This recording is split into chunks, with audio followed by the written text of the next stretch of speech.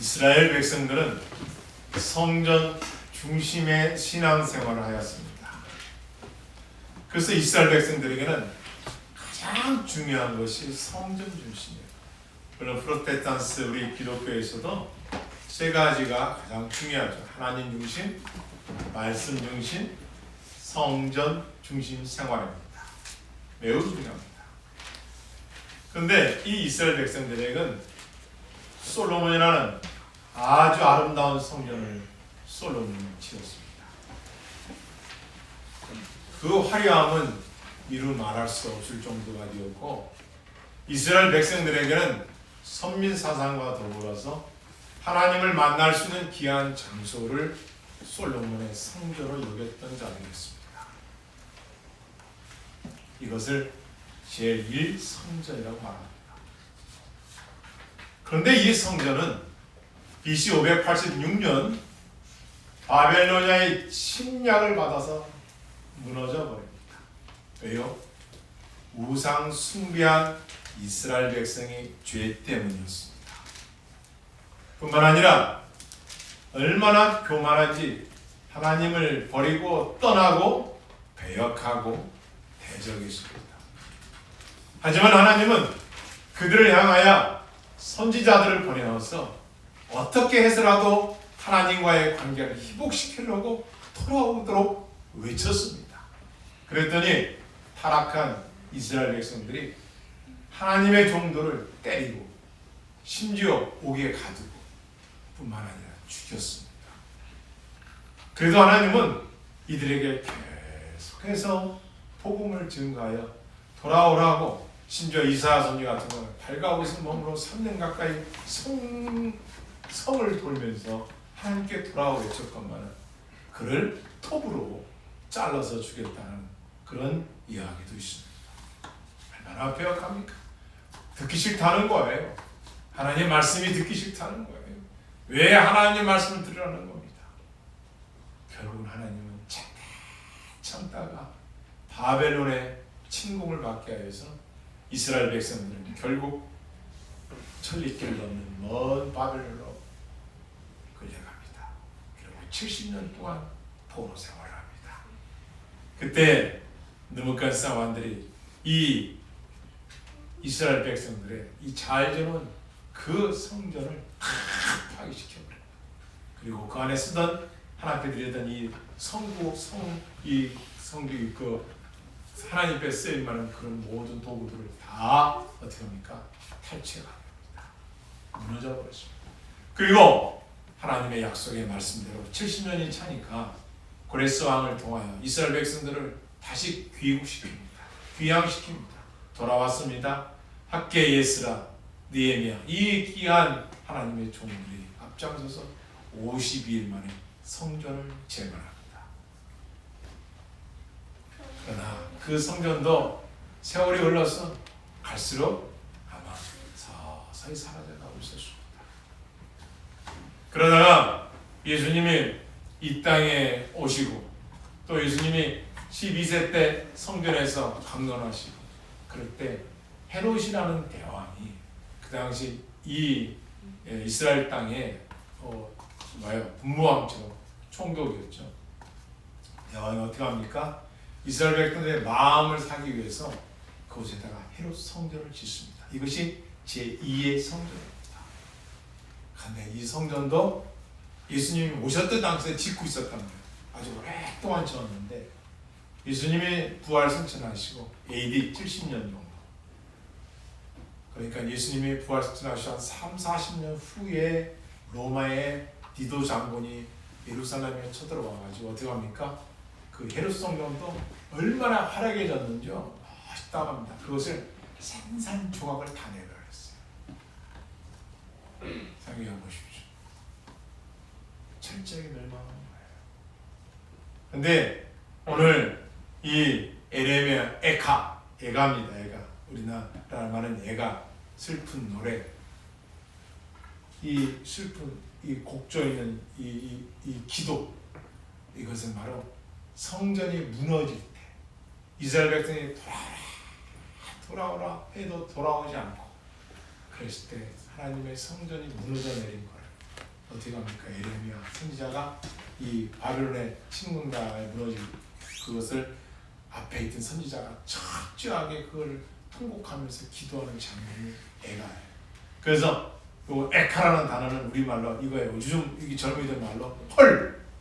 아니 어떻게 그렇게 될 수가 있어? 어찌 아야? 에카 이게 우리나라는 에가예요. 그러니까 상상할 수 없다는 거예요. 왜 그랬습니까?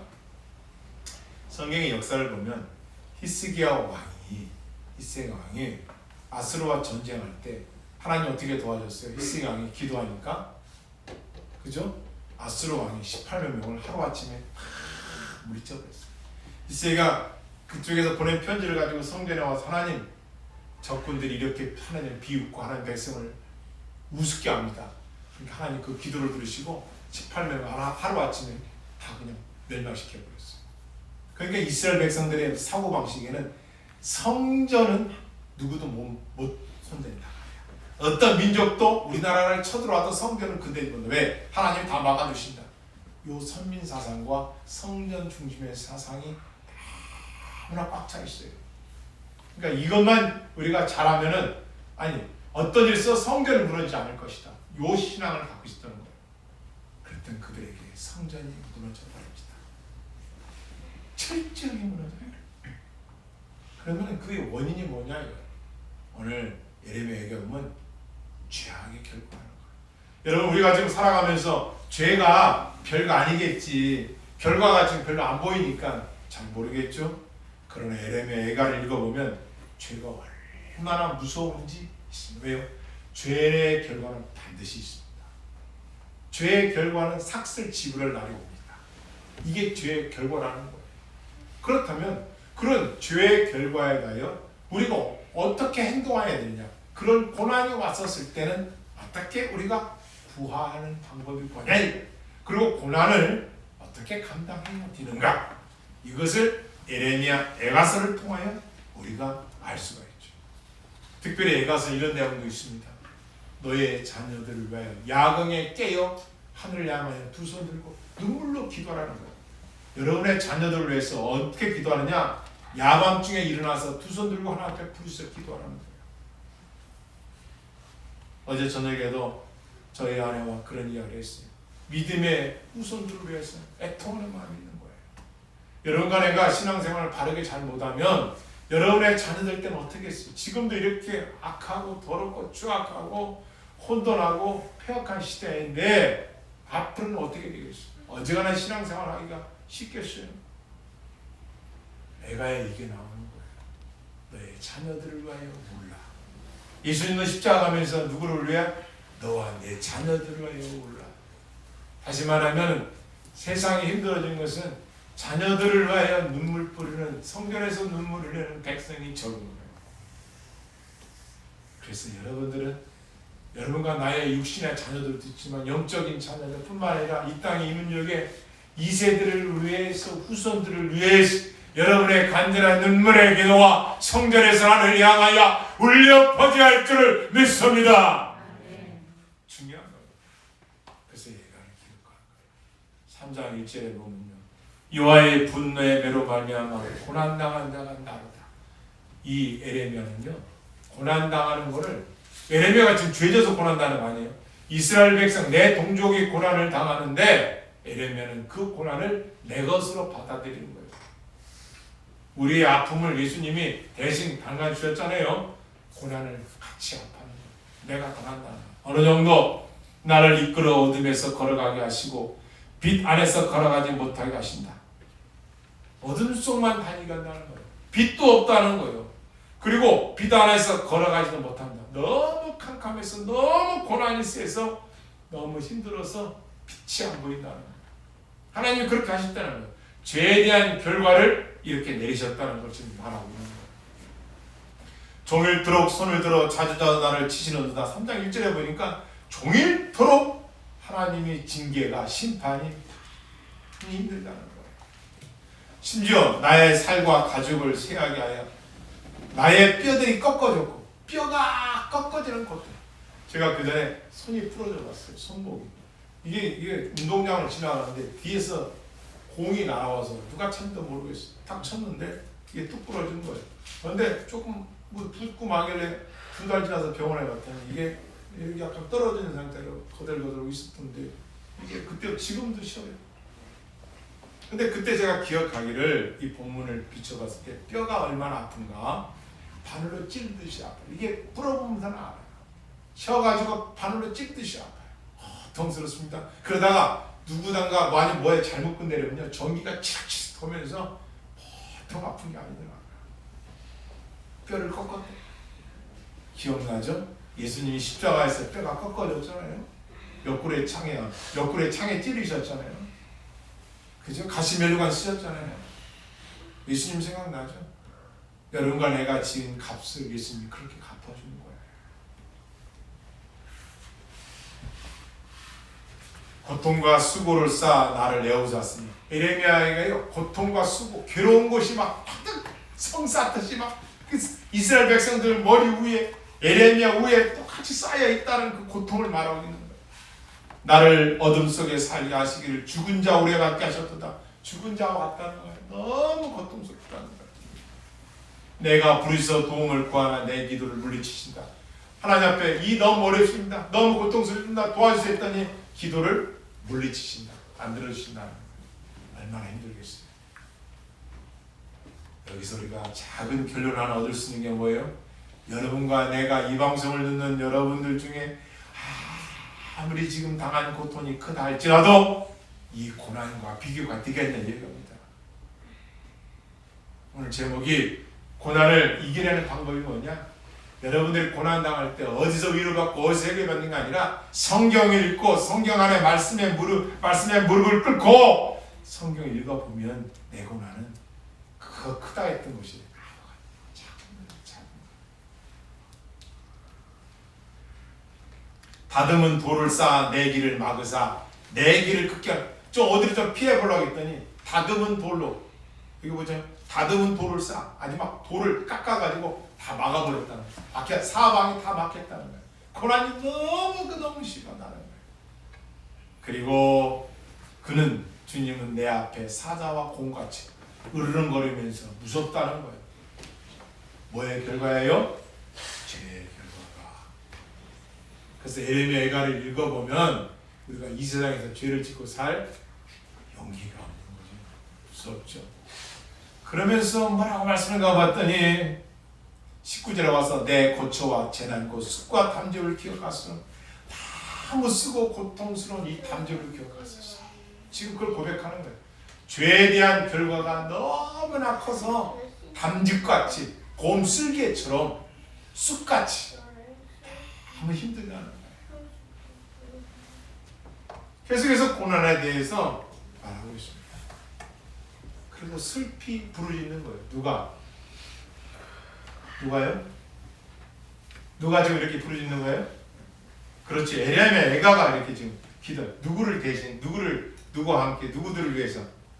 그렇죠. 이스라엘 백성들의 폐역한 죄악을 하나님께 회개하면서 이들의 당할 징계, 당하고 있는 이 징계, 이 환난, 이 고통, 그거를 함께 같이 당하는 아픔으로 하나님께 지금 고백하는데 이렇게 구구절절하게 슬프다는 거예요. 이게 에카, 어찌하여 이런 전혀 성전을 안 무너질 줄 알았더니 무너져 내리는 거예요. 여러분이 의지했던 세상의 것들이 무너져 내린다는 거예요. 그럴 때 그 아픔이 얼마나 크겠어요. 우리나라에 조선시대에는 곡비가 있었습니다. 곡비가 뭐냐? 슬픈 노래를 부르는 사람. 다시 말해 울어주는 사람이에요. 왜 이게 생겨났느냐? 옛날에는 사대부 정신이 막 이런 게 있었잖아요. 양반 쌍놈이 있었고요. 근데 양반 집에 부모가 죽었는데 울음소리가 안 나. 자녀들이 많은데 울지를 안 해. 뭐가 있어요? 아니 묻지 우는 사람이 없는 거예요. 그러니까 사람들이 이 집은 부모의 은혜를 모르나? 아니 부모가 돌아가셨는데 울질 않은 자식들이 저놈 자식 새끼들이 되게 새끼요? 죄송합니다. 새끼라 해서 그래서 우습게 하는 거예요. 이거 안 되겠다. 슬프지는 않지만 눈물도 잘 안 나는데 어떻게 돈을 주고 아주 목청이 크고 고슬프게 우르는 여자를 그 곡비를 사는 거예요. 돈 주고. 그러면 이게 이분들이 이 시간대 와가지고 울어주는 거예요, 대신. 그러면 담을 넘어서 어떻게 해요? 대문을 넘어서 그 여자의 울음소리가 지나가는 행인들에게 들리니까 아, 이 자식들은 부모를 사랑했구나 이렇게 알았다는 거예요. 그래서 곡비가 있었어요. 아이고 아이고 하면서 간절하게 막. 지금 이 예레미야가 그 애가를 부르는 게 바로 그 곡비처럼 간절하게 내 동족, 내 백성들이 당한 고난을 자기 아픔으로 알고 간구하는 거예요. 예수님이 우리의 죄악을 대신 짊어지시고 십자가에서 엘리 라마 사박다니 왜 나를 버리셔야 할까 하면서 막 그 예전한 것처럼 막 부르짖는 거예요. 지금 여러분과 나는 내가 지은 죄 때문에 이렇게 기도합니까? 자식이 지은 죄, 부모가 지은 죄, 이웃 사람들이 지은 죄, 민족과 나라와 열방과 왕과 의정자들과 주의 종들과 제사장들이 지은 죄를 향하여서 그런 아픔을 갖고 대신 울어주는 사람입니다. 사실 에레미야서에 보면 거의 선지자들이 누굴 지적합니까? 제사장, 거짓 선지자들 향하여 날카롭게 말씀을 선포합니다. 슬픈 노래. 그러면은 이런 고난 가운데서 그러면 우리 고난 당하는 자들은 어떻게 살아야 되느냐 이 얘기예요. 그 아픔 속에서. 여기에서 우리가 돌아봐야 할 귀한 메시지가 있는 것입니다. 한번 따라해 볼까요? 33절 시작. 주께서 인생으로 하시며 우리 본심이 아니시니까. 뭐라고요? 하나님의 본심은 재앙을 내려서 징계를 내서 심판을 내려서 백성들을 힘들고 어렵게 하는 게 본심이 아니라는 거예요. 그러면 왜 징계를 내리시는 거예요? 그렇죠. 죄의 무서움, 죄에서 떠나라. 죄는 빨리 버려버려라. 죄에 대한 값이 온다. 이걸 분명히 가르쳐주는 거예요. 환난을 당해서 슬퍼하며 고난당하기 전에 미리 회개하고 돌아서라. 그리고 죄를 졌으면은 하나님을 가까이서 하나님으로부터 어떻게 해요? 그렇죠. 소망을 가지라는 거예요. 이게 가장 큰 메시지. 고난 가운데 성도가 이런 소망을 가지라는 거예요. 왜요? 하나님 손에 뭐가 있으니까? 징계 가운데 소망이 있으니까. 아멘. 할렐루야. 아멘. 희복이 있으니까. 아멘. 그래서 다윗도 고난 당할 때 어려움 당할 때 뭐였어요? 하나님부터 직접 고난 당하고 싶어 그랬잖아. 이게 중요한 겁니다. 그러면 왜 고난 당할 때 우리가 첫째 하려면 따라했습니다. 기도로 나아가야 합니다. 빌립보서 4장 6절 말씀에 보면 아무것도 염려하지 말고 너희 구할 것을 어떻게 해요? 아무것도 염려하지 말고 너희 구할 것을 지극히 감사함으로 하나님께 아뢰라. 뭐예요? 기도하라는 거예요. 오직 모든 일, 기쁠 때나 슬플 때나 고난 당할 때나 언제 때나 기도로 하라는 거예요. 기도하면 하나님께서 들으시고 그 기도에 응답하실 날이 올 줄을 믿습니다. 아멘. 두 번째 따라서 하나님을 기억하고 묵상해야 된다. 23절에 그러니까요. 23절에 보니까 이것들이 아침마다 새로운 주의 성실함이 크시도소이다. 기도했더니 뭐예요?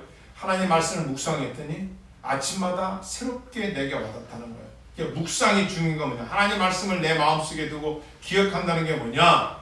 주신 은혜를 기억해서 교만하지 않게 살아가고 죄의 결과가 얼마나 무서워서 성전이 무너지는 걸 보면서 또 백성들이 하나님의 징계를 받는 걸 보면서 에레미야가 슬픈 가운데 말씀을 묵상하는 것은 소망이 여기에 있기 때문에 이걸 말할 겁니다. 세 번째 따라하겠습니다. 하나님의 응답을 기다리라.